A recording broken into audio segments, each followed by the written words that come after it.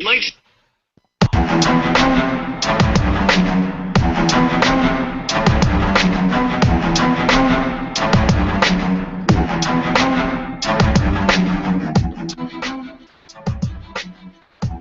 After all of that, Bailey with a new stick comes to center with a poso.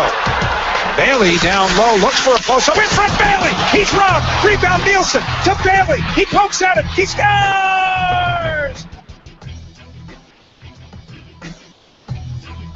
All your New York Islanders news and expert Islanders analysis from the fourth line in Bridgeport to the first line on Long Island. Hopefully, the last time we'll use that goal call in the open.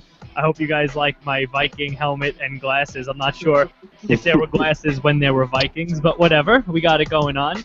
You guys are listening to the Dump and Chase podcast. I'm Shane Blackburn. As always, you could follow me on the Twitter at ShaneBNHL. Then I have, of course, Andy Graziano. You could follow at Tasman19. Michael Wilhoft, who is still at Michael Wilhoft. I don't know if we'll ever get him to change that. Absolutely not. And the man responsible for all the weird crap you keep seeing on my face, Rich Diaz Rodriguez at RDNHL. What's up, everybody? What's going on, Shane? How's it going? It's going. It's been a while. It's good to be back. Great to be back. If I wasn't so worried about copyright lawsuits, I would definitely have come back today with Reunited, and it feels so good. Well, as you know, our Isles Insight legal counsel has advised us on a way around the copyright in regards to the intro, so looking forward to hearing that in the future. In 5 seconds, you will experience anarchy. That will be involved in our intro within the next week or so. So don't worry. Tagline. We're going to become the Opie and Anthony of podcast of Islanders podcasting. Does that mean we're going to get fired? Yes, definitely. All right, but it feels good to be back. I mean, we haven't had a show since what? The end of June? Beginning of July? It's been a while. We haven't done one since free agency, so we do have some interesting stuff to talk about when it comes to the Islanders. We have some signings to talk about, some additions, some subtractions, some arbitrations, and of course, because it wouldn't be the Islanders offseason without drama and hatred, there's some lawsuit going on that I've been reading about, so we'll talk about that. Really? I didn't hear about that. I didn't, I don't know. It's just, I saw something about something on some page, on some website. Yeah, I don't know. God, I miss hockey season. I just wish it would come back. Don't we all? 6 weeks. Well, actually, we're 2 weeks away. Well, what's today? Wednesday? We're 2 weeks away from the NHL 15 demo, so that'll hold some people over for 2 weeks. Although us Islander fans are going to obviously all be playing as the Kings for 2 weeks. No, I'll play as the Islanders. No, the demo. Rangers in the demo. Oh yeah, I'll play as the Rangers, and then I'll pull my goalie and just not do anything. I don't know if you guys have seen I don't know, how into the video game scene you are, but the latest videos coming out from EA Sports unparalleled realism. It looks awesome. Unfortunately, I just got myself a PS4 a month or two ago, so it looks unbelievable. I can't wait to kick your ass. I mean, the graphics. Today the video I saw of the person walking up to the railing in the first row of the upper deck, overlooking the Joe Louis Arena. It's sick.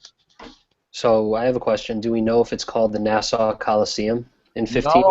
No, it might. It's Long Island Arena. Long Island Arena, and I found out what that's about. EA Sports actually emails all the teams prior to the game going gold. They email all the teams, and they have to get a response back to use the arena name. So that's why when you see a generic arena name, that means the team never responded to EA Sports' request to put the arena name in the game. How long does it take to write an email? Jesus. Well, it could be the whole thing too with the Coliseum and the crappy lease and all that stuff going on there. And I wonder what they're gonna call Barclays next year for NHL 2016. Brooklyn Arena. Oh, didn't they call it Barclays in the In the NBA, right? They do, yeah. Yeah. My son got the new NBA game for PS4, and it says Barclays Center. Yeah. So we're good. So anyway, we got some stuff going on. Obviously, the off season has been very, very kind in relation to the roster for the Islanders. We got ourselves a goaltending tandem like we haven't seen, like some of the younger fans probably have never seen, in Yaroslav Halak and Chad Johnson.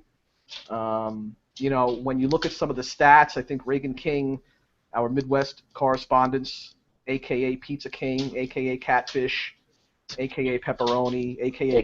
Peter Regan.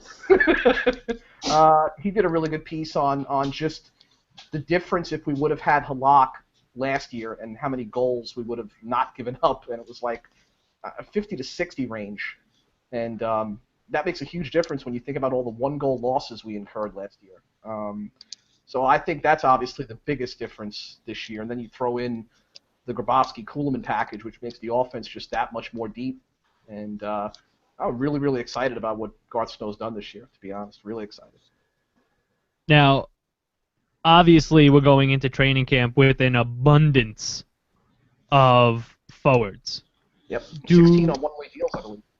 Do we think it is possible that a young forward who, because we have 3 young forwards, I think a lot of fans were very happy with last season. Is it possible that at least one of those 3 doesn't make it onto the opening day roster? And I have an idea of which one it would be if that happens, but do we feel like that's a possibility, or do we think it's a lot easier for one of those 3 to earn a spot over, say, Corey Conacher? What do you think, Mikey? I put together a lineup. I forget how long ago this was. It's not up to date, but I was trying to figure that out. Who's going to get kicked out? Who's the odd man? Who's the scratch? Who goes down? And I mean, they want to see Strome play more. I don't think he gets the boot. I think the more I look at it, the more upset I get. I think Anders Lee might be the odd man out. Really? I don't know. I mean, he played really well down the stretch. He did everything that Matt Molson did. Parked himself in front of the net, scored goals. Never seemed afraid to go to the dirty areas. But I don't know if with all the forwards on one-way deals, he's the guy that they keep over like a Corey Conacher or something. Obviously, it depends on camp, but that's just my preliminary feel on it. Rich, what do you think? Yeah, it's between Conacher and Lee, and I mean, prematurely speaking, I think Anders Lee's the odd man out. I'm with Mikey on this. Yeah, I'll go. Yeah. I don't see a guy like Anders Lee who came up and I believe it was 9 goals in 22 games. Really showed a nose for the net. Showed a nose to get to one of Jack Capuano's favorite sayings, the dirty areas. I don't see Corey Conacher as that kind of player. I like Conacher's story. I like his drive and his determination. I like his outside game. But I don't think he's that kind of I personally don't know if Corey Conacher is going to be able to endear himself to what Capuano likes to see out of his wingers. That's why I give Anders Lee the edge. So maybe it's a battle between Lee and Conacher for the scratch. Yeah. Do you see him in the lineup? I don't see him in the lineup. I have Nelson Tavares as Pozo, Kuhlman, Grabowski, Bailey. I know Bailey.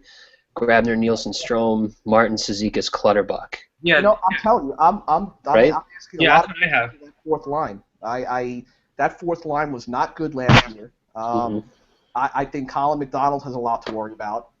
And believe it or not, I think I know some fans may not want to hear this, but I think Matt Martin may have a little to worry about as well. I don't, fighting has taken such a dramatic downturn in the game that we saw it last year with Eric Bolton, played 30 games, I believe. There's no real need to waste a spot anymore on a guy who really doesn't bring much else to the table. I forget who I spoke with last season. I think it was Tony Stabile, but we were talking about Matt Martin and his evolution to get, or his necessity to evolve his game. Mm-hmm. And we were talking about how Nystrom back in the day had sort of an epiphany, right? He had a crossroads where he was just a grinder, kind of your fourth line guy, your third line guy kind of thing, and he wasn't necessarily having a nose for the net. He changed his game around. Yep. And he became a key component to that offensive threat that the Islanders were in the early 80s. Not to say that Matt Martin has that kind of speed, but I agree with you, Andy. I think that to say that a Matt Martin is coveted or that he's protected in some ways is kind of, at this point with this team, the way it's going and what they want to avoid, absolutely no one is guaranteed a spot.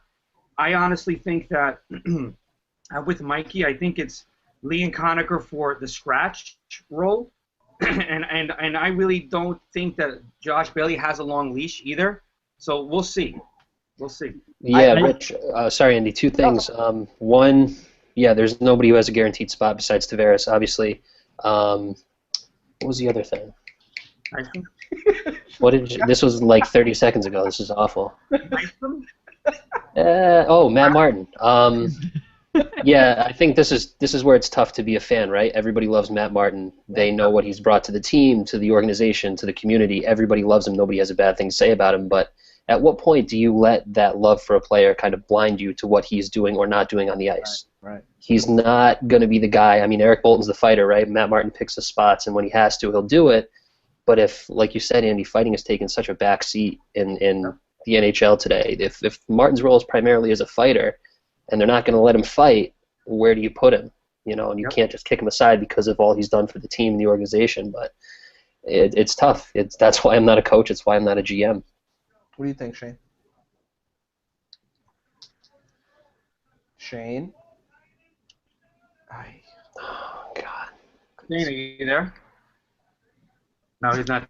So let me ask this question. Colin McDonald. I think he's working on calls, maybe. That's what he's doing, yeah. Okay, so what about McDonald? Does he come back?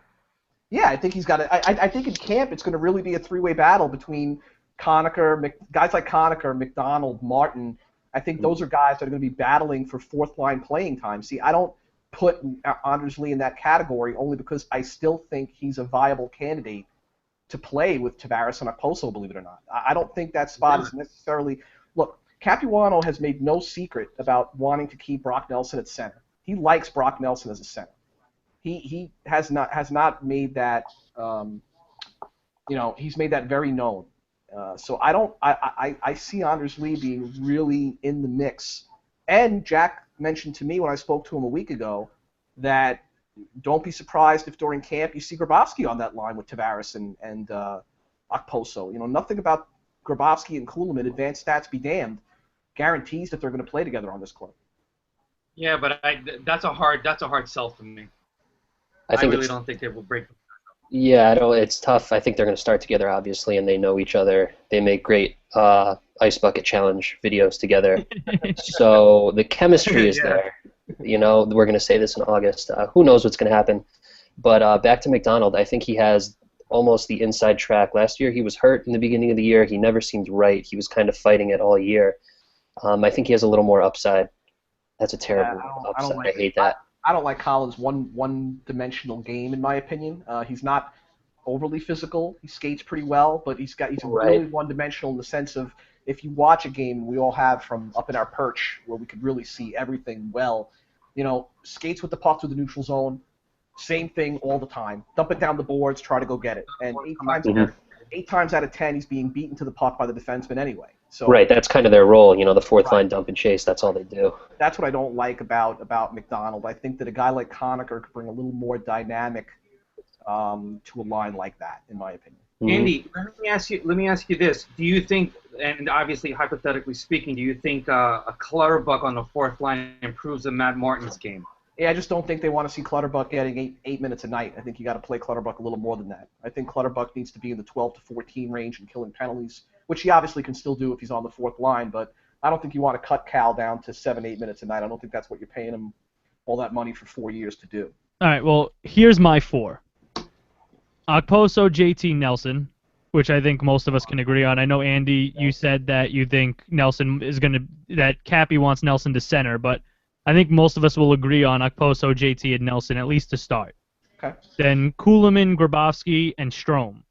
And I don't wait, hold on. I'm sorry, Shane. I'm writing this down. So you're saying not Nielsen on the second line, but Ryan Strome. Right. No, Strome on the wing, which I do with Cooley and Grabo. I don't like that don't like that, but that's what I'm seeing right now. Because then I'm seeing Bailey, Nielsen, and Grabner. Yep.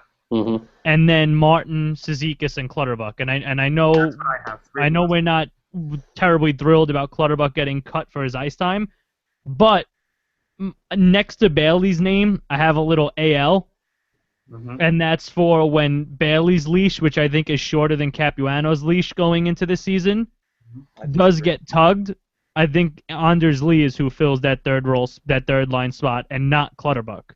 So, because I think there's two people ahead of Clutterbuck for the third line spot. I think it's Bailey to start, and then I think it's Lee if Bailey can't hack it. And then if Lee can't hack it, then I think it's Clutterbuck with McDonald or someone filling the hole in the fourth line. And Lee not on the fourth? I wouldn't be surprised if it's Colin McDonald over Matt Martin. Really? On that fourth line. So it would be Cizikas, Clutterbuck, and McDonald if Martin doesn't have a good camp. Then you put Dalton in when we play teams like the Flyers and stuff like that. Exactly, because if Martin's not gonna fight as often as he did a couple years ago, and if that's not the kind of game and player we want Martin to be anymore, there's better options for that fourth line spot than Matt Martin. But like Mikey's saying, what Martin's doing is not necessarily that he doesn't want to fight. He's trying to evolve his game to make himself more valuable in an all-around sense for the team. I thought that was very profound what Mikey said. It's not that he doesn't want to fight, or that he'll fight when he has to, like Mikey said. But right, but what I'm saying is, Andy, is I think there's better options for that spot than Matt Martin trying to expand his game. Yeah, we've talked about this before, right? This is a good problem to have when you have your grinders and you're like, all right, who are we going to cut because we're getting better, and the depth chart is bumping everybody down. When I think it's a good problem to have. And Shane, I'm with you. I think McDonald does kind of have a little bit. I think he'd go in before Martin. I think if it came down to it, one of those situations. But Martin can see the way the game is changing. He knows he has to score and do other hockey type things rather than just punch faces. And it's nice to have him around. You can put a guy in like that. You can put Clutterbuck in when they play the Flyers or when they play the Penguins or whoever it is that they want to basically assert their presence on the ice with. But the Islanders I just think that they're moving up, right? They're not going to be that team that fights everybody. They're going to win games because of skill. Yeah. The reason why I like Clutterbuck on that fourth line, even if his minutes are shaved considerably, is that Clutterbuck has that first shot instinct, that shoot and ask questions later kind of attitude that I like. Yes. And I think that Cizikas needs a player that he feels confident will shoot the puck if he finds an opening. And I think that that's the problem with Cizikas, or at least part of the problem I saw last year was that he was hesitant with the puck. He didn't know whether to shoot it or pass it because he didn't really have anybody to help him out. And then, of course, he kind of collapsed himself, became an issue in and of himself. Or Clutterbuck on that line adds, you add, honestly, you definitely add size and you add a little bit more speed and punch. With Clutterbuck, you add the speed. And with Cizikas centering, I think that's a nice combination. Maybe Capuano decides that he wants to change that fourth line's role just a little bit. Give it a little bit more time. I don't know. But I just don't see it doesn't make sense for me to see Josh Bailey more than 8 games if he's going to have a crap season. I just don't. I think you don't have that kind of time anymore. You don't. The Islanders love Josh Bailey, whether we want. I know they do. I do. Want to like it or not, they are going to give Josh Bailey this season unless somebody comes along and takes him off their hands. What I mean by that is we'll switch gears to the defense, which everyone loves to talk about. Chicago we know is over the cap. It's been talked about all summer long. Teams are going to wait until camp is really probably in its final week before they start making determinations on trades they have to make to get under the cap for the start of the regular season. Chicago, I'm hearing now, I talked to one of my sources in Chicago that covers the Blackhawks, one of the newspapers out there, and we were chatting about Oduya. The process there is now that Stan Bowman might actually want to keep Oduya and would rather move Nick Leddy, which to me is puzzling, personally. But unless they're counting on Leddy, who's an RFA next year, looking for a big payday. As they all are. You're talking about a young kid who can move the puck, who has got plenty of playoff and Stanley Cup experience under his belt for such a young age. Unless Bailey goes in a package for a Nick Leddy, And I think that's the thought process. If we were to acquire a defenseman close to the start of the regular season, a forward or two has to be going back in the deal. But then you say a team like Chicago absolutely can't take on salary. So even though Josh Bailey's got a very tradable contract, Chicago's not going to be able to take on that contract.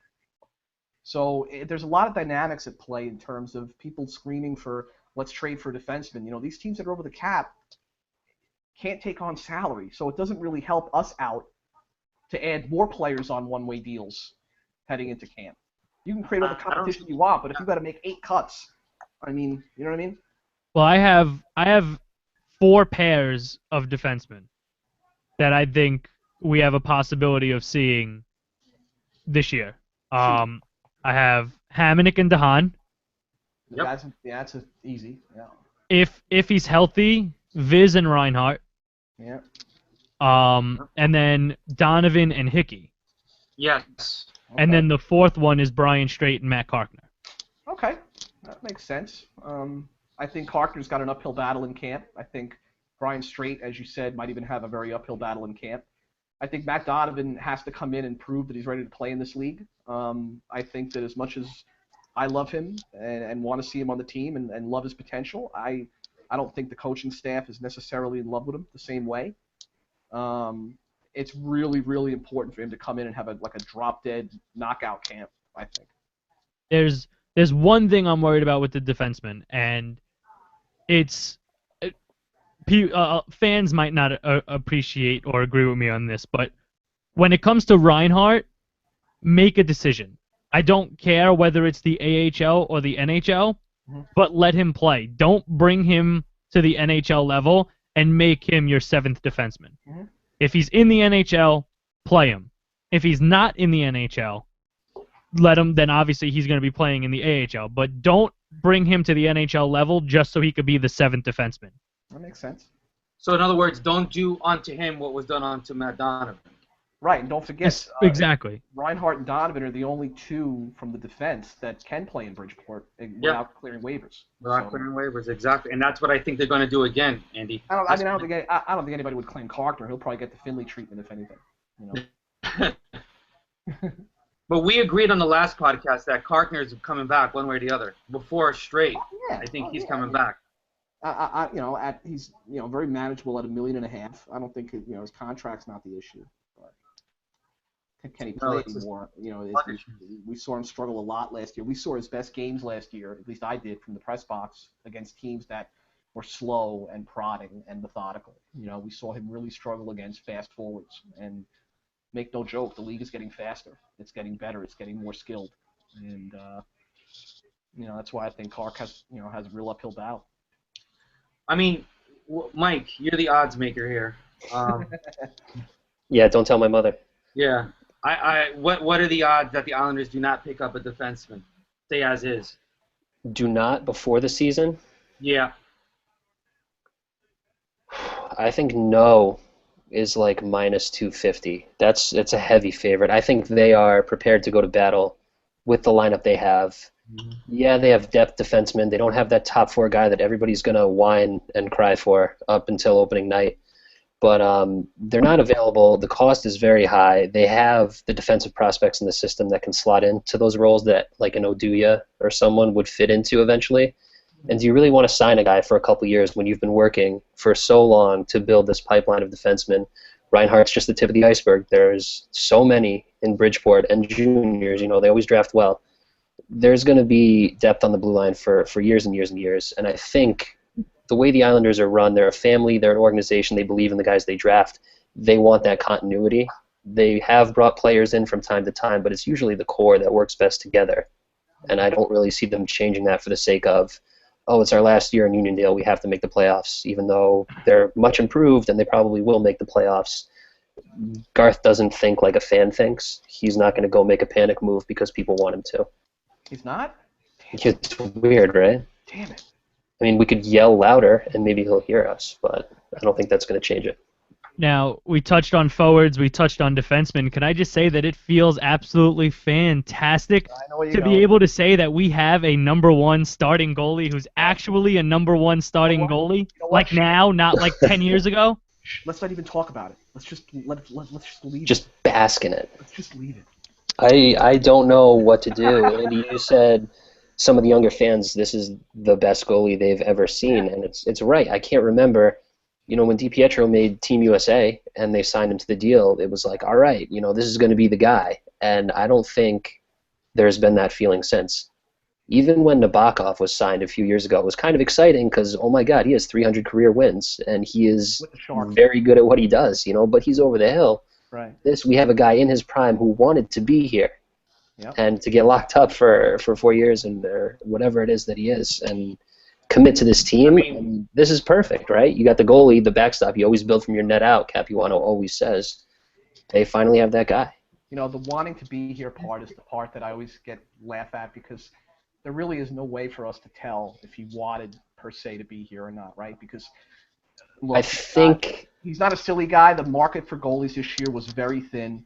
He knew when he got traded to the Islanders, hey, if I don't sign a long-term deal with this team, I don't know if I'm going to get a long-term deal with anybody else because everyone else has their starters already locked up, pretty much except for the Islanders. That was like Miller, right? He waited too long, and now he's on a terrible team. I think Halak and us kind of are just the perfect marriage, considering where the market was this year, more so than him saying, I want to play for the Islanders in a deep goalie market. Okay. That's understand. That's why I can't wait to ask him. Like, did the fact that John Tavares and co are one of the younger, better up and coming cores, did that play into your decision? And he's in the room. He's not going to be like, no, I think Tavares sucks. But I'm sure he'll be like, actually, that did play into it because he could have pulled a Van Boyle. Although that would be some story. It would be a story. It might be the only story that comes out of that room this year. I would love for him to just say no. I think Tavares is way overrated in NHL 15. That 91 is bullshit. Bullshit, right? Yeah. I think that has to play into it at some level. He knows if he's going to be somewhere for a little while, he wants a group of players that are, they're hitting their stride. And Tavares is, as we've always said, criminally underrated. So I think it is kind of the perfect situation. If Halak stays healthy, Chad Johnson can provide 20 to 22 games of viable backup, which I think he's definitely more than capable of. I think, like I said, going back to Reagan's point in his column earlier in the summer, if you shave 50 to 60 goals, that's a lot of goals you're shaving off this team in terms of goals against. And I think that we've seen it before, right? I mean, goaltenders can make defenses look better than they are. They can mask a lot of deficiencies. And I think what we saw last year was Islanders goaltenders, Nabokov, and the rest. I'm not just going to single out Evgeny, but they failed to make the save when the team really needed it. You need your goaltender to bail you out every now and then we just didn't see that enough. And the save percentage numbers below 900 leave that out. Even if you bump that 899 up to an NHL average 915, this is I'll say it before. I said it before with the 1-goal losses we suffered. It's a lot of standings points. It's a lot of and it's about time the Islanders have a goalie that can steal some games. Yeah, exactly, Rich. And I personally don't think a lot of the other teams in the Metro got as improved, let me say, as dramatically as we have. Yes, I was just going to say that, Andy. I don't want to go out and say that I don't want to go out and say the Islanders are better than most of the other teams in the Metro Division right now. Right. I think they are. Look at Mike over there. But Someone's got to say it. They most certainly improved more than any other team in the Metropolitan Division did, without a doubt. I'll say this. Think about it this way. Let's say on average, Lundqvist can steal you about 8 wins in a regular season. Let's just say that's just the average, just spitballing. The Islanders with 8 more wins could have made it. Absolutely. And that's what we need from Halak. Halak and Johnson tandem need to steal us 8-9 games when the Islanders are flat on their ass. And because I can remember just 2 postseason games that Lundqvist single-handedly won the game for the Rangers. So that's the goalie we needed. I can't think only 2? Well, 2 that I can think of. One of them being Game 7 against the Penguins. So, I mean, I honestly think that not since Kelly Rudy have I been this excited for a goaltender. Wow, Kelly. That's a long time, man. I was excited for Felix the Cat for like 5 minutes. Hextall. for like another guys. And this goes back to the core of a very, very passionate fan base, right? I mean, people, in my opinion, again, this is just my opinion, you really need to stop hating on Rick DiPietro. This is a guy that came in with tons of talent, and let's not forget, before he got injured in the All-Star competition, guy was good, and the guy was playing really well, and the Islanders locked him up to that ridiculously long-term deal, thinking that if he turns into the stud, which he's projected to be, and is playing like right now, $4.5 million is going to be a bargain. And he got hurt in the All-Star, and this is a guy who, even through his injuries, never stopped proclaiming his love for the team, his love for the organization, and his desire to get back healthy and play. That's, if his biggest crime was getting hurt, I don't understand where all the hatred comes from with Rick DiPietro. It's irrational. Fans are irrational by nature, and that's just the way it is. He's a punchline because it's very easy to make him one.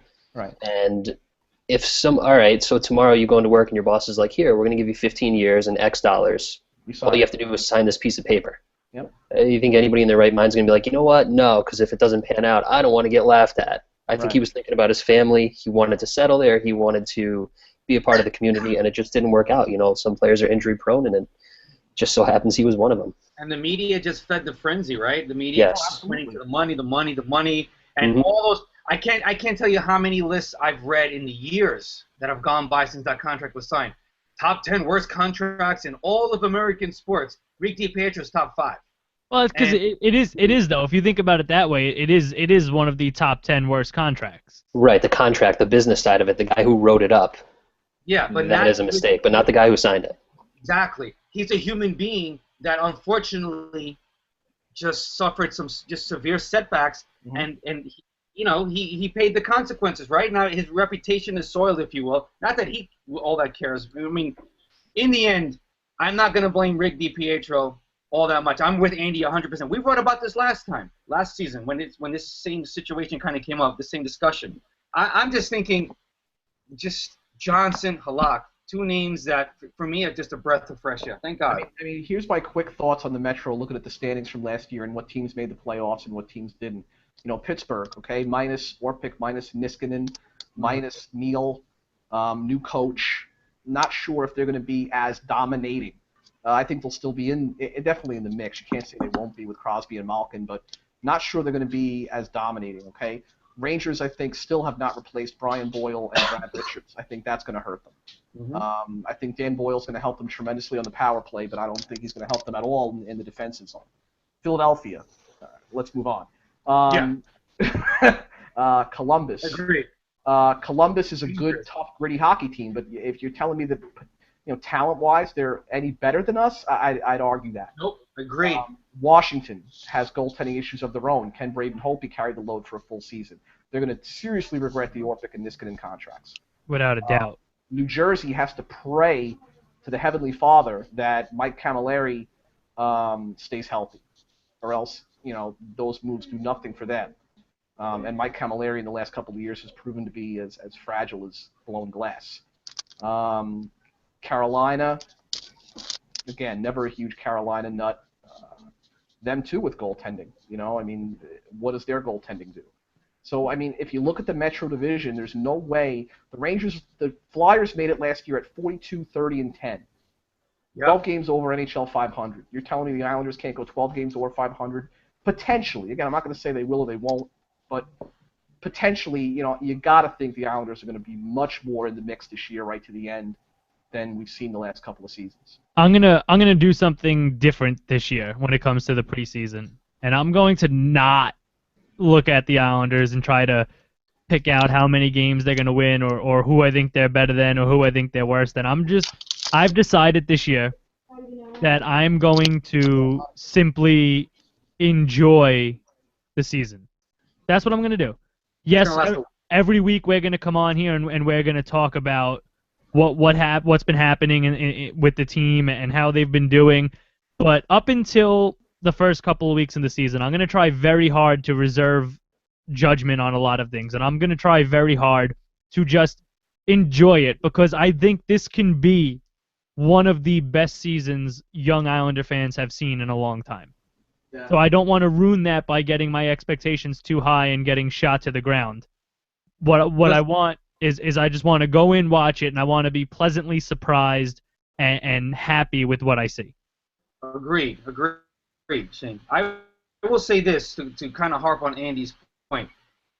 Optimistic 2 seasons ago during that truncated year, they took advantage of a weak Flyers team, a weak Devils team, and the Iron Squad has covered. I broke it down, and the guys on the Deke Squad broke it down even further. And I agree with everything that's going to be in that piece. But the only team I think that the Islanders have to vie for some sort of positioning, the teams for me are the Capitals and the Penguins, and maybe depending on how they come back with that fourth line situation, are the Rangers. But is anyone running away with the Metro this year? Absolutely not. Yep. And I think that it's all going to boil down to who's going to have the best goalie in the division. That's it. And I really believe that the Islanders have the best forwards on paper right now. I think they have the best raw talent in the Metro division. You know, the Penguins are on the wane. The Devils need to regroup. The Capitals need to lick their wounds. I don't know if I would agree with that. The Islanders have the best raw talent on forward in the division. I don't think I would agree with that. On paper. I don't know. Pittsburgh on paper still is pretty scary at forward. I don't think I would go as far, Rich, as to say that. But what I will say is I agree with you. You said that it's going to come down to who has the best goalie. And I think finally the Islanders have a chance to be in that conversation without getting laughed at. I think we finally have a team that we could look and say, you know what? If it comes down to a goalie match in today's game, we still have a chance to win. Yep. If Tavares, Oposo, Nelson, Kuhlman, Grabowski, you're telling me that if those guys all decide to show up this season at the same exact time, we don't have the best forwards in Metro? I think we have a very good team on paper. I don't think the Penguins are scary anymore. I think people have figured them out, and they all know that they're on the wane. The Penguins are on their way out. The Islanders, the Devils, the Capitals, and more importantly, maybe the Blue Jackets even. These teams are on the uptick, especially the Blue Jackets and the Islanders. I think those are the teams of the future for the Metro Division. It's going to be all about goaltending, right? I mean, the Rangers got Lundqvist. The Islanders, if Halak does what Halak does, especially what he did, let's not forget, he posted a .930 save percentage on Washington. I don't think Washington's defense is going to be any worse than the Islanders could possibly be, even in a worst-case scenario. So, and then with in New Jersey, you got Corey Schneider, who's an excellent goaltender. So I think that those three teams. Oh well, you can't forget Columbus and Bobrovsky. You know, I think that the goaltending is what's going to see us through, and that's where I think the biggest offseason move that Snow obviously made was the Halak deal. There's no question about it. And just on a quick side note, Mike, I've just been told something that I want to pass on to you. I would prepare that bucket, my friend. I'll just leave it at that. I've already seen one today, and it had my name on it. Prepare your. Well, you're going to get another one. I don't know if someone can be nominated twice, but I feel like there need to be rules. I'm going to have to look at the Constitution or the Geneva Convention because this is garbage. I got nominated today too, and I thought about doing it and saving the video for today, for right now, and I was going to play the video now, but I didn't feel like dumping ice water on my head before the show. That didn't happen. I'm going to do it. I'm going to follow our newest writer, Alex's lead. And I'm not only going to do it, but I'm going to make a donation as well. I thought you meant you were going to do it in a chair and try and be. No, I'm not going to do that. But that was definitely hands down the best one I've seen yet. $20 to a great cause doesn't put a dent in my wallet, so I think that's the least I can do for people suffering from that disease.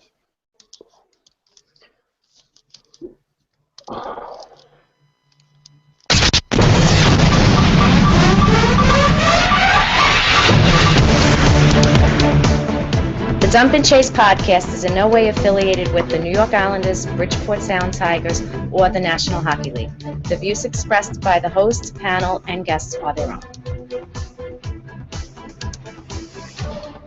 only a couple more episodes, and I'll be able to do a schedule again. Yes. Which I'm extremely excited for.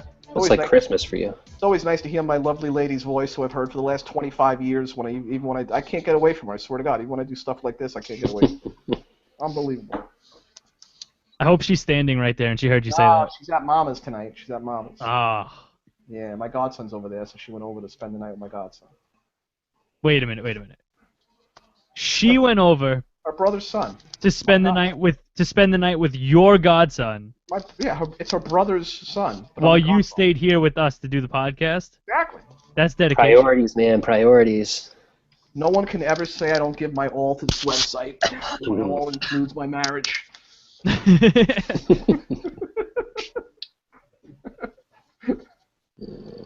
All right. We have anything else we want to air out today before we take off after our first episode in a while?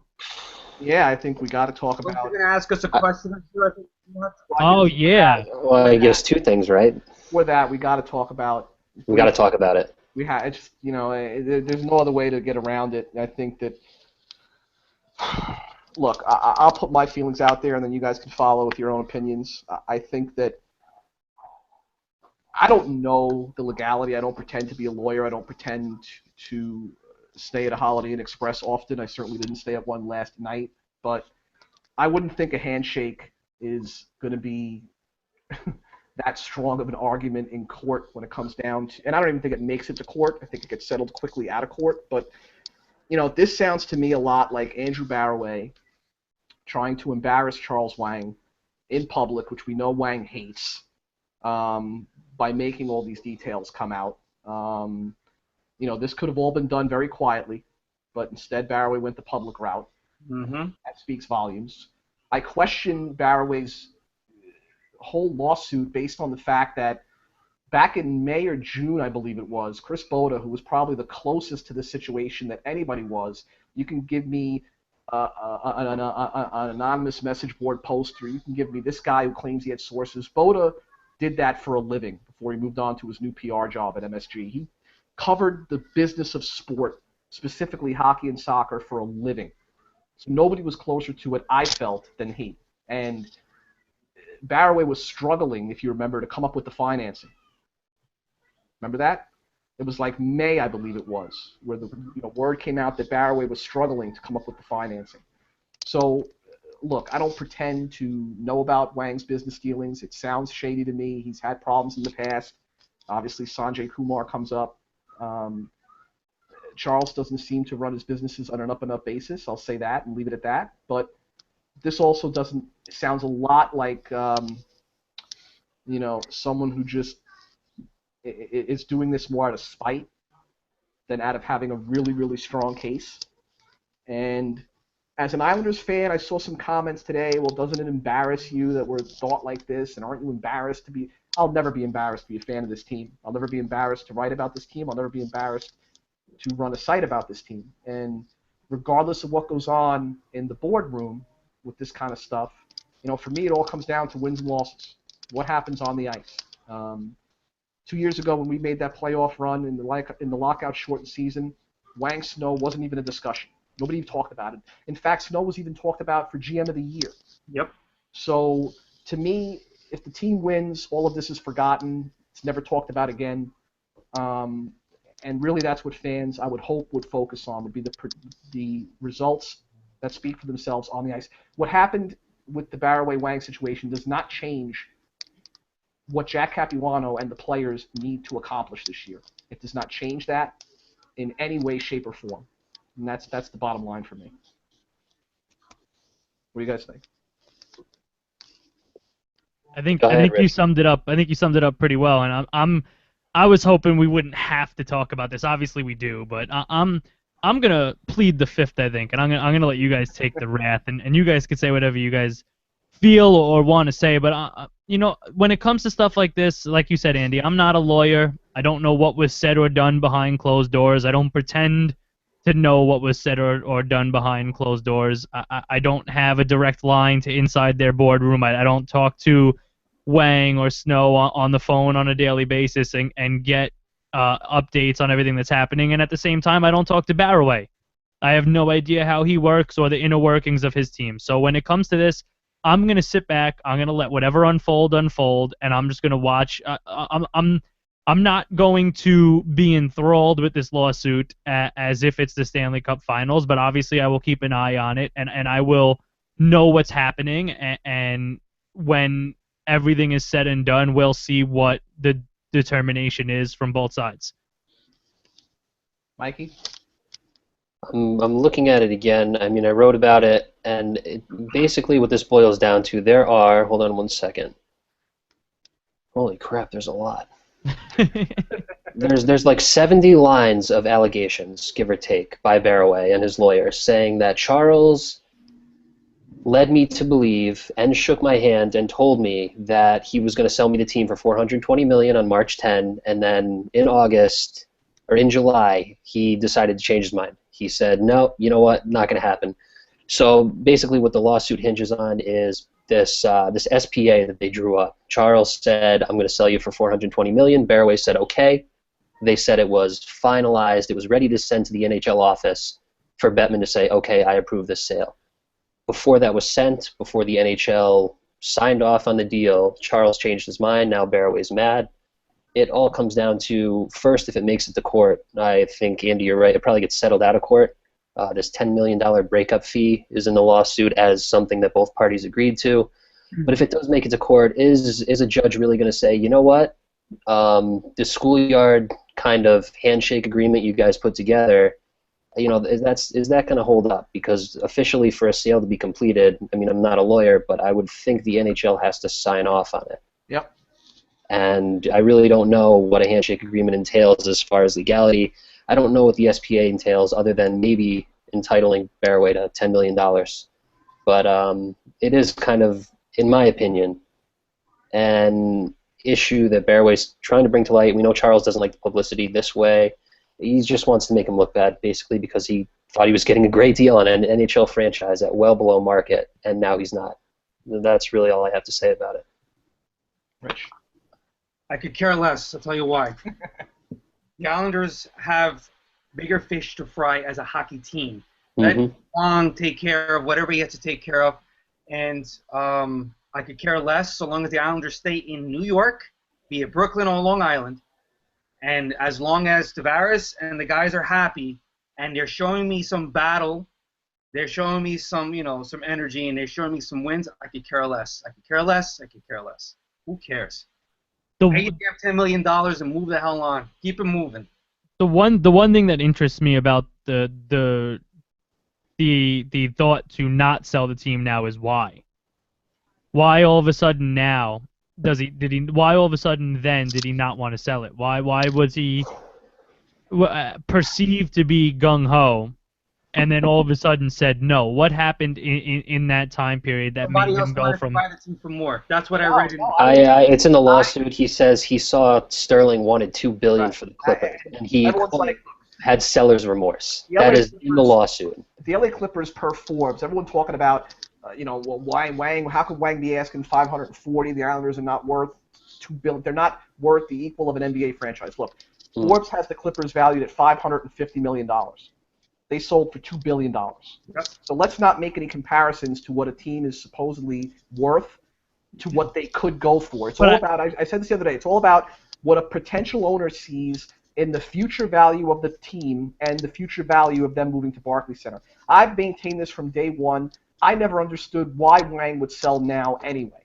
Exactly. Heading into Barclays. Wait till you get to Barclays. Try to recoup as much of your losses as you can. Some people are saying Charles is greedy because he bought the team for $150. Why not sell it for $420? He bought the team for $150, but now add on all his losses over 15 years onto that, and I guarantee you it's more than $420 or close to it. So wow, it's so shocking that a businessman actually wants to make money. I mean, Wait a minute. That's not right. He's not a pre. Look, I don't like how he's not a pre. I don't like how he's run the team. Yeah, to be honest, I think he's been way too involved for my taste in what Snow has done or not been able to do. In my opinion, right. I like an owner who just signs the check, steps back, and lets the hockey ops run the hockey business. So for me, I think Charles has been too involved there. And I don't think that's a stretch to say that, but at the end of the day, people wanted him to spend money. He spent money. Now let's just let the play on the ice happen. And at the end of the day, if the Islanders falter this season, that you won't be able to use we're dead last in money spent. We didn't spend the money to improve the team. That's not going to be an excuse this year. Nope. It's going to be Capuano. Which is why I think his leash is so short this season. I agree, Shane. Capuano has a very there's 2.5 people with a very short leash this season. 2.5. Capuano has a very short leash. Josh Bailey has a very short leash. 2.5, me. And to an extent, Garth Snow has a short leash. I disagree with that. I think anybody, even if a new owner was to come in, Snow gets a year in my opinion. I think it depends on how his free agents turn out. Hey Andy, I'm going back to what you said about an owner like just signing checks and turning the other way. Yep. That kind of happened with Milbury, wasn't it? Isn't that was the issue, right? I mean, and everyone forgets who fired Mike Milbury. Exactly. So look, like I said, Charles hasn't been perfect, but that was one move that was a beautiful move. You can't dispute that he got right, and you also can't dispute that. Well, you can dispute, but I still think this has come up a lot. The fact that I believe that the Islanders are remaining in the area because of Wang. I think his desire to keep them here was very strong, and if not for the ridiculousness of Long Island politics and Kate Murray and her gang of cronies, they'd still be in Long Island. But at the end of the day, he was able to negotiate a deal to keep them in the New York area. I think anybody else, wouldn't have made that commitment. They would have jumped at the offer in Quebec with the brand new arena, and we'd be following another team at this point. Yeah. Hey, easy for us. We just get off the E train, C train, and it's right there, man. Right there. Mikey and I could be there in 15 minutes now. Looking forward to that. I'll be there. I'm gonna walk home. It's not that close for me, but it's terribly closer than Long Island. I go right to the ferry and then right to the train. Although the train has bed bugs right now, I'm out. I'll drive to Brooklyn. Stop! Oh my goodness! I'm going I just assumed the train always had bed bugs, so not news there. I'm not going anywhere near the subway for a while. I'm taking the express bus to work. All right, so Shane, I know you had a question for us. If I'm reading the email right, you had a question we were gonna go through real quick. I know we've been on for a while, but I do want to get to that question. So if you would, let's do that. You're the host. You're the guy. So here it is, right across. 1, 2, 3. We'll go Andy, Mike, and Rich because that's the order you're in at the bottom of my screen. I want to know. Obviously, the NHL schedule has been released. So, on the Islanders' schedule, what is the game you are most looking forward to this season? For me, and I've looked it over, obviously, Rich, Mike, and myself have been through the schedule already, looking at what games we're going to cover and stuff like that. I think for me it has to be, that final regular season tilt. I think that I'm not embarrassed to say as a 43-year-old man and a fan of this team for 35 years that, it's going to be very emotional. It's going to be a rough night, and I'm going to find it very difficult to, hold those emotions in. Walking down to the room for that last time in that building, leaving and just looking back at remembering when I was 7 years old and my dad took me for the very first time, in 1977. And it's been such a part of my Islanders experience over all these years that I don't think for me there's any question that that's a huge that's going to be a huge night, and it's going to be a long and rough ride home for me. That's for sure. I will go a different way with mine. Tuesday, November 11, 2014, the Islanders are home against the Colorado Avalanche, which doesn't mean a whole lot because it's the Avalanche, and I'm not really excited about that. But November, as we all know, has not been the best of months for the Islanders. They will just be getting back from a West Coast swing where they play the Sharks, the Ducks, the Kings, and the Coyotes. Now, let's say they split as a truck goes by. Let's say they split out west and they come home, and people are already talking about what happens when this team goes in the tank in November. If they don't win that game, those talks are going to go through the roof. Yep. Capuano is going to be sweating. If Bailey doesn't have, 60 or 70 goals by that date, people are going to want to kill him.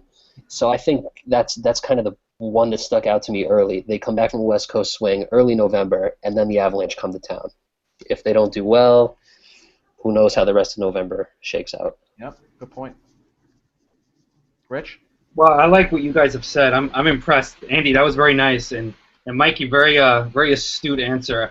I guess I'm going to be the fan in this answer and just say January 27th, 7 p.m. I know I may be covering that game, but if I'm not covering that game and I am a fan, I am definitely going to be rooting and booing the hell out of Dan Boyle as the Rangers and the Islanders play their first home match. That's the first time the Rangers are at the Coliseum? That's the first time they come to the Coliseum. Are you serious? Yeah. It's unbelievable. Yeah, they play each other at the Garden for the very first time in the year on the 13th. Right, like the first week of the season. Yep. 14th. It's the third game. Yep. They don't come to the Coliseum till the end of January? Wait, so we only play them 3 times? Oh, no, we play them 4 times. The next one's March 10th. Now, wait, what we have to wait until 2015 to give Dan Boyle the finger. What day is that game? Tuesday. All right, I'll probably be there with my son as his birthday present. So then I'll be covering it, so I can't be a jerk. And either you or Mike will be covering. I'll be there, like I said. I think I'm going to take my son for a birthday gift. Mikey, you can have it, so I can be a fan. Oh man, I was going to say you want to fight it out. I'm into fights lately. If you guys haven't noticed. Yeah, I've been noticing that. You've been challenging a lot of people. Yeah, I got a lot of free time now, so it's great. I like to fight people, I guess. Rich, we can talk about it. If you want to be a fan, that's fine. I could do either one. I wouldn't mind seeing the Bees that Thursday, but I think that game, and I think Mikey's right. I think that I like what you said, Mike. That November game really is like I can't believe it. I mean, we have to say this now, but yep. And is that going to be the turning point of the season? Like, God, that sounds awful. I want to just give everybody a little chuckle and a little insight into how Rich, Mike, and myself do things because it is pretty comical. What I'll do is I'll download all the home games into a spreadsheet. I'll save them on Google Drive and send them to Mike and Rich, and we'll go through all the games. And I generally cover the weekends, and Mike and Rich cover the weekdays. And we go through, put our names next to them, so we're all in sync, and that's what I send off to the Isles PR to get approved and stuff like that. But there's one game that's conspicuously has no name next to it.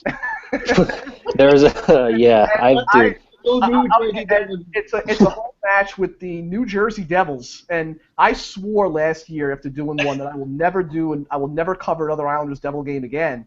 And I specifically took the Wednesday prior to that Saturday game off so I can cover the weekday game and not have to cover the Devil game. I saw that. I was like, what's he doing coming out here in the middle of the week? Oh, that's why. There's a black hole on the schedule. That game will not get any coverage. I specifically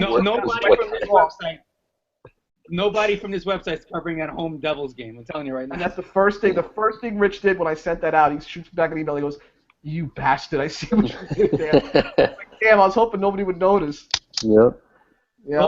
I'm sorry, Islander fans. I can't. I don't want to pay and or have to go. I don't even want to see. I was falling asleep. I'm not even lying. I was literally like dozing off. That's how boring it was. I'd rather watch firemen play hockey. Terrible. At midnight. Terrible. At the Coliseum on a Tuesday. Terrible. I don't know what it is about those damn games. Those are the worst games on the schedule. It's the Devil system. It's that lockdown, neutral zone system that just doesn't make for an exciting hockey game. It's impossible to have an exciting hockey game against the New Jersey Devils. I have a question. Shane, did we get your game of the year, or I black out a lot, so I don't know if you said something I wasn't listening. Black out a lot. No, I didn't say anything. Okay, all right, good. I do that a lot. I don't know if you guys know, but Shane, what is your game of the year? What's the one you circled? It is. I'll tell you. I forgot the date, so I just got to look at it really quick. Wow, you young kids have really bad memories lately. I don't know what's the going on. And the Twitters and the Facebooks, man. I think it's something in the water. Yeah, that too. It could be, yeah. But it is Mike, right there, folks. Mike is that's not water Mike's drinking, just so you know. That's how it stays sane, man. I'm looking forward to Saturday, October 11th. and that is the first home opener. I'm sorry, the last home opener. Last, yeah. At the Coliseum. Now, Andy went the last game at the Coliseum route, and I'm going the last home opener route because I think that I'll tell you right now, if that place is not packed, at least on those 2 games, then there is something wrong. There's something very, very wrong if that place is not packed on October 11th and April 11th. I agree. I absolutely agree. And don't go the StubHub route. I say go buy a real ticket stub. No, stop. People are already complaining they're going to have to pay face for these seats. All right? I am a die-hard Islander fan. You guys know that. You guys, StubHub all the way. I don't care about support. No. You don't understand what I'm saying. I'm StubHub all the way is what I'm saying. For that particular game, it would be nice to get an actual ticket. An actual stub. I because you still could get the ticket. Depending on some StubHubs, you still get the ticket. Right. You just have to do it's not automatic download. If you don't select instant download, you'll get an actual ticket. Yeah. All right, fair enough. Just it goes without saying, I'm kind of excited as well, Shane, to see what the Islanders game ops might have planned for the last year at the Coliseum in terms of celebrations, recognitions, special events, stuff like that. And I'm a huge, huge supporter, and I've reached out to, believe it or not, to Islanders PR about this, bringing back the air raid goal horn for the final season at the Coliseum. Right. I think it's a must-do. I mentioned it to them, and they didn't, whether it gets done or not is going to have nothing to do with me, believe me, but I just want you fans to know that I reached out. That would be great. Can we bring back Rock and Roll Part 2? Nah, that's done. Gary Glitter. Before we go, I wanted to mention something that I was flipping through the schedule and I noticed this. Mike, you mentioned November as a turning point for you, and we all agreed that that's definitely up there. February has 10 home games for the Islanders. Obviously, we know they struggled, and I didn't realize that until now. Very busy month. It's a very busy month for the Islanders, man. And that's, for me, like, I wonder, I'm just curious, 10 home games, it's a lot. Well, you know what's funny, too, to Mike's point is, I was looking at this, too. From the middle of December until the beginning of February, the home schedule is very, very light. Yeah. So, coming off of November, they have a lot of road games in that December-January period. A lot of road games. And their traveling schedule is pretty decent, actually. Yeah, right. I think it is comparatively. Yeah, it's not bad. It should be fun. Like I said, it should be a lot of fun. I'm looking forward to it. All right. Let's just for the record, who's going for opening night? God willing, who's going? Andy, you're going for sure. Yeah, I'm there. I'm gonna try and be there. Yeah, I'll give you a definite maybe. Here's the definite maybes coming up. Yeah. No, because the problem is I don't get my. All right, so the first home game is Saturday, October 11th. I'm gonna get how much you're looking forward to it. How could you not be there? Because I'm gonna get my schedule for work on like Monday, October 6th. Mike doesn't have that excuse though. Mike's off. I know he's off. I know Citigroup doesn't work you that hard. Damn it, not anymore. Not at this new job, that's for sure. You're off on Saturdays. I know it. I work on weekends, so. I usually try not to take days off because I need to stop paying off my student loans. No, I hear you. But maybe I'll make a special occasion for the last home opener. And can we stop being all weirded out and actually hang out with one another? Like, can we stop? Like, yeah, I'll be there super early. No, I'm still afraid to meet all of you. I mean, Andy was creepy enough when I met him at the Coliseum. Dude, I'm afraid to meet the rest of you. I was not creepy. Not creepy at all. I was very polite to your girl. My girlfriend was like. She said, "Thank God you guys do that podcast through Google Hangouts and not in person." Right, because she just didn't want to admit that she's got the hots for me. That's really. Oh yeah. Admit that. Don't forget who could mute you and kick you off. Well, it's not a podcast until someone throws that line out there. Don't forget I could mute you. So I guess we can call it. I'll be there like I usually am for the openers. I'll be there super early, walking around the lots around 1-2 o'clock, saying hello to people and stuff like that. So. Andy's I'm like the mayor. Yeah. Mayor Graciano. El Duce. Okay.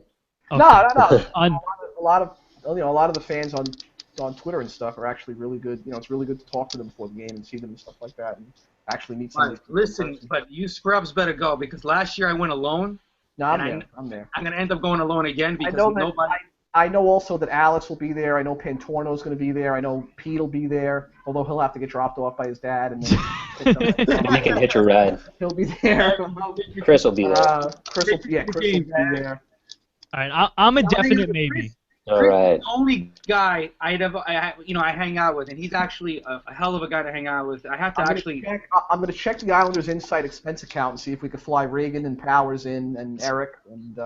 And don't forget that Dominic DeAngelis says that he wants to hang out opening night. I'm surprised Dom didn't call tonight. So Mike, we're definite maybes. We're definite maybes, but I'm leaning definite because of Rich's guilt trip. So. I know, right? You guys make me. I might have to actually take off. I may have to email my boss and be like, "Hey, if it does happen, let's all plan to get there early enough so we can hang out. Because don't forget, I'm going to have to go in a little earlier because the Islanders are on the road the night before, which means they won't have a morning skate, which means Capuano is going to address the media at roughly 5 o'clock. Oh. So I'll probably have to go in around 4:30, 20 to 5 or so. So let's plan to hang out at 2, 3 o'clock. Let's all show up at 20 to 5. Hang going. So we get the quality hang. Let's all show up at 20 to 5. Right, a quarter up sound good. All right. Something about tailgating. She's gonna lead something. She's gonna do something. What? Who? Did I read that right? Who? Alex. Just tailgate. No, Alex she's a nut. She's like my daughter. I'm actually afraid if her and my daughter ever meet because the chaos that they can cause would be of epic proportions. Those two probably end up in jail if they ever hung out together. Crazy women. You should make sure the two of them are at that Islander Ranger game at the Coliseum.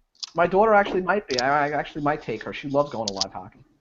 She's not a huge hockey fan, but she's an Islanders fan, and she likes it every now and then. So, my daughters are ready for hockey. They keep asking me when it's going to start, so I've already converted too. So the Islanders got 2 more. That's just good parenting, Rich. That's or is it bad parenting because he raised them as Islander fans? I guess it's a trade-off then. Rich, you are a neutral parent. My parenting when it comes to my son has been an epic failure, and I'm not afraid to admit it. I think that I should probably.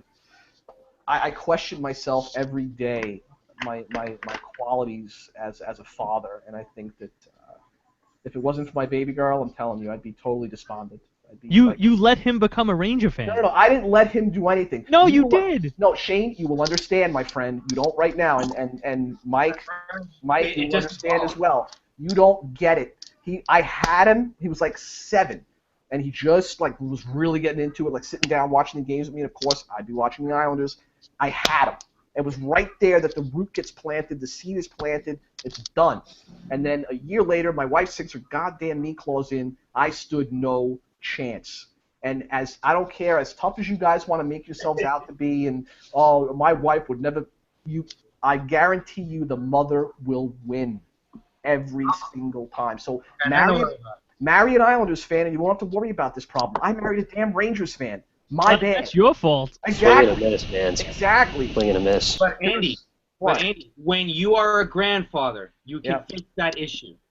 How? You better steal that kid for the first 10 years of his life. My father, my mother, my uncles all reinforce the Islanders to my kids because they're Islander fans all through. So. Mm-hmm. Well, I unfortunately, my wife's a Ranger fan. Her brother's a Rangers fan. Her other brother's a Rangers fan. Yeah, dude. I'm screwed, dude. I'm screwed. Yeah, jeez. But that's okay because for the next foreseeable future, we're going to be better than them. So I'm not worried about it. I'm actually excited about it. We hope. We will. Stop with the hope. No, we're Islander fans. Everything is hope. There is no will. There is only hope. Hey. And I've only been an Islander fan for 24 years, and I know this. You guys should know this. How's that? You're 22. I'm 24. He's that much of a fan. 25 years. That's stretching it a bit. You were watching Islanders hockey when you were 3 months old?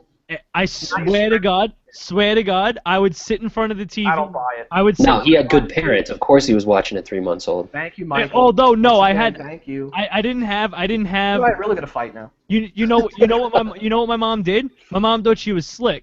She had a recording of a game, and at 2 in the afternoon when I started going crazy, I watched the same Hartford Whalers Islander game 3,000 times from the time I was 2 months old to the time I was 4. I know that. I was there hanging out with your mom. I mean, what? Oh, God. What? Some things never change. Someone's trying to pick fights. Someone. Shit.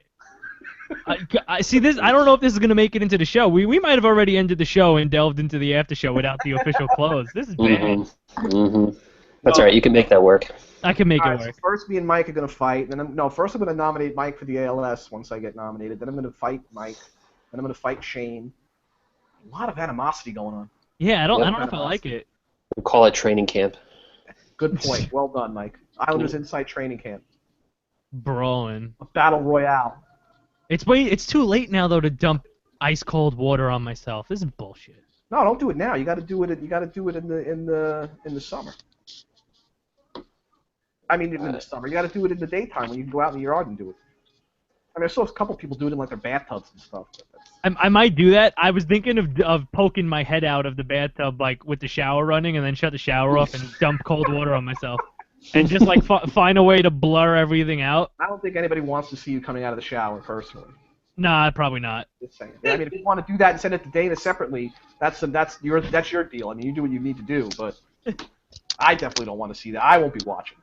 I'll just take your word for it that you completed the challenge. I have to say, one of my favorite ones was Conacher's because he dumped the whole Zamboni on himself. Oh, that and Bolton's. Bolton's today was epic. He puts the helmet on. Bolton's was great. Did you see the one on Puck Daddy of the junior coach who dumped the entire the water from the Zamboni on him? I saw Paul Bissonnette with the helicopter. I know him. He coached me the last year I played. I reached out to him and I was like, seriously? Good for him. He dumped like the whole Zamboni on himself. I thought Rich was leaving, but he's still here. Nah, he's hanging out. He wants to give the sign off. I don't know. I mean, if you guys are gonna keep going. Oh wait, no. All right, hold on. All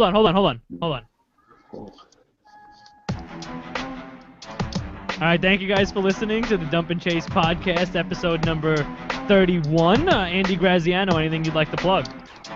Well, thank you guys for hanging with us through the summer and for coming back. So we're back on the air. Stay tuned. Next week we're going to have a very, very special guest, which you guys are all going to love. And don't forget, a couple of new wrinkles on the site. You can check out icejerseys.com and libs.com. You can click on the links that are available on our site for some cool discounts on some hockey gear. So thanks for listening, and we'll talk to you next week. Michael Wilhoff, anything you'd like to plug? No, I'm not warmed up enough. First podcast in a couple months. I'll think of something for the next one. Rich Diaz Rodriguez, anything you'd like to plug? Not a plug, but I want to send my best wishes to Al Arbor and his family. Sad news today. Yes, good point, Rich. He's very ill. Legend in his own right, and fond memories of the man, and wishing him well, and all to our fans and our listeners, all the best. See you soon. And I'm Shane Blackburn. Make sure you check out IslandersInsight.com, the DumpandChasePodcast.com. Follow us all on Twitter because most of us are entertaining. Andy's a little but most of us are entertaining on Twitter, so make sure you follow us. If you don't know, I'm Shane. He's Andy, Mike, and Rich. And you're listening to the Dump and Chase Podcast. Till next week, let's go Islanders, I guess, even though there's no hockey and I'm miserable.